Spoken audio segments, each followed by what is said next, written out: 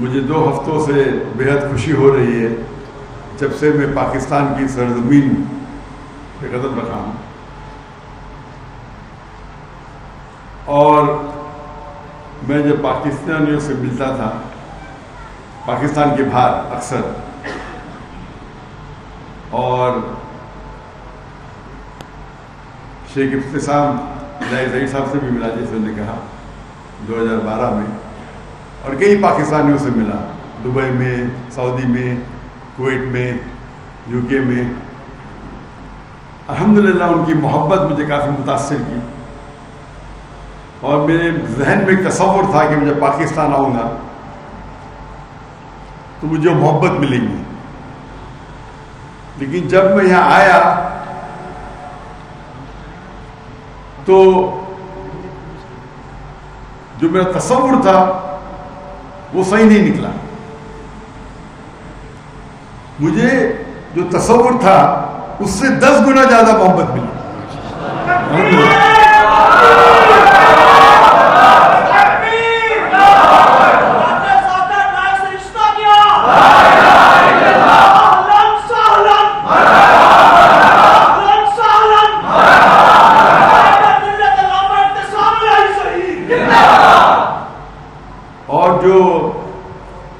میں نے دیکھا کراچی میں اور لاہور میں، ہم جب ایئرپورٹ سے نکلے تو مرکز اہل حدیث گئے، اس کے بعد راول پنڈی تبلیغ جماعت کے وہاں گئے، مولانا طارق جمیل کے وہاں گئے، آج ہم ڈاکٹر اسرار احمد کی تنظیم میں گئے، جامعہ اشرفیہ گئے، اور اب یہاں آ رہے، اور بیچ میں لیک ویو کی مسجد گئے، اور جو محبت دیکھا جو اکثر ہندوستان اور پاکستان میں ایسا نہیں ہوتا کہ دیگر آرگنائزیشن کے، دیگر مسلک کے سب لوگ محبت کرتے ہیں۔ اگر میرے گھر والے میری تعریف کی تو کیا بڑی بات، جب باہر والے تعریف کی یہ بڑی بات۔ تو وہ جو چیز میں دیکھا کراچی میں اور لاہور میں، اگر میں توحید کی بات کر رہا ہوں توحید والوں کے بیچ تو کیا بڑی بات، 19-20 کا فرق۔ جب توحید کی بات کر رہا ہوں توحید نہیں ماننے والوں اور وہ مانے، یہ حاصل من فضل ربی۔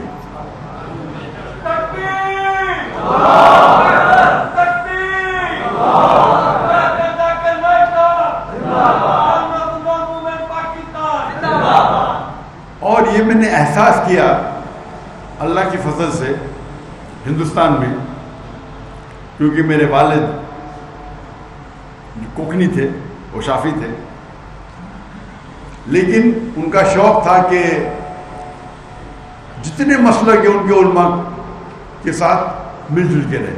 تو میرے گھر پہ کئی قسم کے علماء آتے تھے، شافی، حنفی، مجاہد القاسمی صاحب، مولانا علی میاں ندوی، مولانا مختار ندوی جو اہل حدیث کے امیر ہیں، ندوہ کے امیر ہیں۔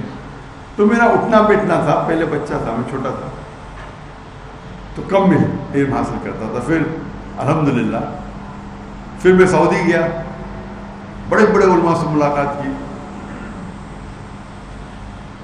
شیخ عبدالعزیز سریفی، شیخ سعد ناصر شیطری، شیخ محمد صالح منجد، کئی علماء، شیخ سعود شریف۔ تو جب میں پڑھائی کی، ڈاکٹر جن نے جامع کامل لکھی، جو ہندو تھے اور اللہ نے انہیں ہدایت دی، بعد میں وہ مدینہ یونیورسٹی کے دین بنے، ڈاکٹر ضیاء الرحمن آسمی، وہ حدیث میں میرے سب سے پہلے استاد تھے۔ جب میں اونچے لوگ سے ملتا تھا میں سمجھتا تھا کہ وہ اصل میں دین کی دعوت دیتے تھے، اللہ کی طرف اور اللہ کے رسول کی طرف کبھی نہیں، نہ اپنے حزب کی طرف، نہ اپنے آرگنائزیشن کی طرف. اور یہ سب لوگ اتنے مشہور تھے. کون انہیں مشہور کرتا تھا؟ اللہ. ہم کیا سمجھتے اکثر انسان، میں میری طرف دعوت دوں گا تو فیمس ہوگا. یہ ہماری غلط فہمی ہے. شاید کچھ وقت کے لیے ہو سکتے، لیکن اگر آپ اللہ اور اللہ کے رسول کی طرف دعوت دیں گے تو اللہ اور اللہ لوگوں کے دل میں آپ کی محبت ڈالے گا. اور یہ جو محبت ہے وہ آپ اس کو کما ہی نہیں سکتے. میری مثال لو،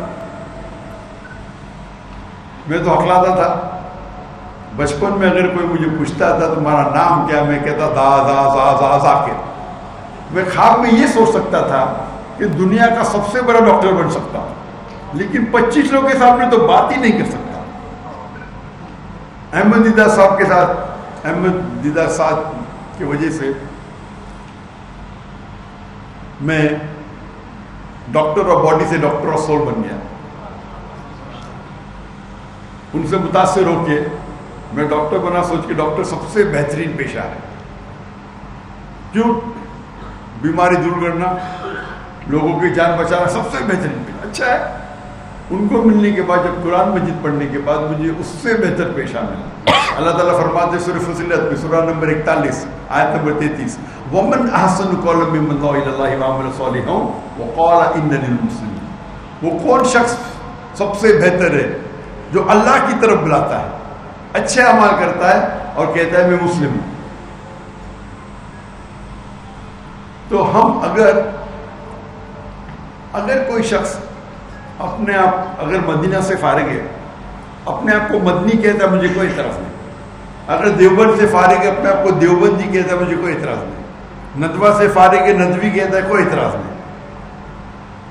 لقب کے لیے کوئی اعتراض نہیں. لیکن دین کی جب بات آتی ہے تو قال اننی من المسلم، یہ آیت، یہ جو لفظ ہے قال اننی المسلمین، قرآن مجید میں کئی جگہ آتا ہے. یہ ومن احسن قولا میں آتا ہے سورہ فصلت سورہ نمبر 41 آیت نمبر 34. اور جتنے میرے فیوریٹ ورسز ہیں دعویٰ کے، اس میں سب میں آتا ہے. جو میرے بیٹے نے کوٹ کیا سورہ عمران سورہ نمبر 3 آیت نمبر 64، آدھی کوٹ کیا، پوری نہیں کوٹ کیا. ومن کل اہل کتاب تعالوا الی کلمۃ سواء بین وبینکم الا نعبد الا اللہ ولا نشرک به شیئا ولا يتخذ بعضنا بعضا اربابا من دون اللہ فإن تولوا فقولوا اشهدوا بأننا مسلمون. تو اللہ تعالیٰ فرماتے ہم مسلم ہیں. آج ہم دیکھتے ہیں ہماری حالات، ہم مسلمان 25% ہے دنیا میں، 2 بلین سے زیادہ، 2 ارب سے زیادہ ہے. دنیا میں کبھی اتنی تعداد میں ہم تھے ہی نہیں، اتنا بڑا پرسنٹیج کبھی تھا ہی نہیں. لیکن ہم ساری دنیا میں پیٹے جا رہے ہیں. فٹ بال کی طرح لوگ ہمیں لات مارتے، ہماری کوئی قدر نہیں کرتا. اللہ کے رسول کی حدیث ہے اور وہ فرماتے ایک وقت آئے گا جب لوگ مسلمان پہ ٹوٹ پڑیں گے. تو صحابہ پوچھتے کیا اس وقت ہم اقلیت میں ہوئیں گے، کیا ہم کم ہوئیں گے تعداد میں؟ اللہ کے رسول فرماتے نہیں، ہم تعداد میں بہت ہوئیں گے لیکن جھاگ کی طرح، لائک فراک. جب ہم تاریخ پڑھتے ہیں ہمیں پتہ لگتا ہے کہ 8ویں اور 9ویں صدی میں یورپین کہتے تھے اندھیرے کا دور، ڈارک ایجز. اندھیرا کس کے لیے تھا؟ ان کے لیے.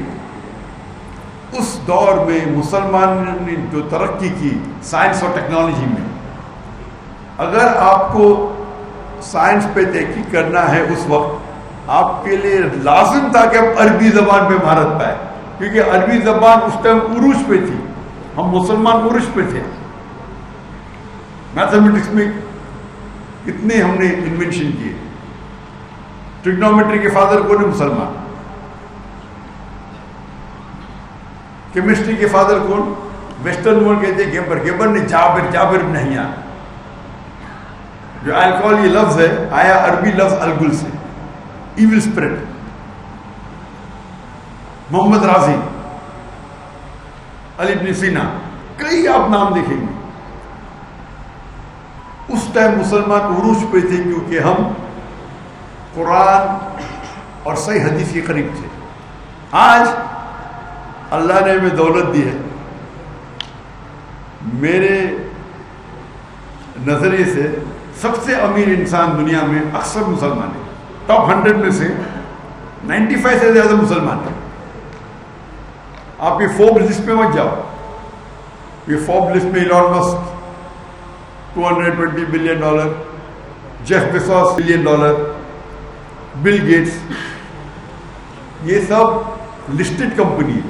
ہمارے مسلمان کے پاس پرائیویٹ کمپنی ہے. ایلون مسک کو ایک حصے میں رکھ سکتے، جیف بیزوس کو دوسرے حصے میں. اور میں خود جانتا ہوں، ہوا میں نہیں بات کر رہا ہوں، مل چکا ہوں ان سے.